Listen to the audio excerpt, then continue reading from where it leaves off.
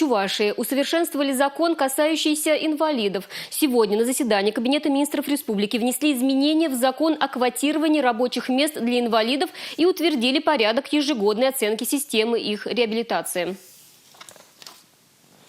Установленная квота для приема на работу инвалидов в Чувашской республике от 3 до 2%, в зависимости от численности работников. Однако на сегодняшний день работодателями квота выполняется не в полном объеме, менее 90%.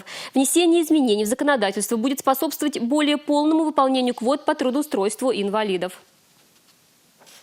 Квота для приема на работу инвалидов считается выполненной работодателем согласно предлагаемым изменениям только в тех случаях, когда инвалиды оформлены в установленном порядке, и с ними заключены трудовые договоры. Формальное создание рабочих мест для них не будет учитываться при оценке выполнения квоты. В настоящее время в республике реабилитационные услуги инвалидам оказывают 494 организации. Они специализируются в различных сферах – культура, социальная защита, здравоохранение, образование, физическая культура и спорт. На заседании утвердили порядок оценки системы реабилитации и абилитации инвалидов. Оценка системы будет проводиться по 4 критериям.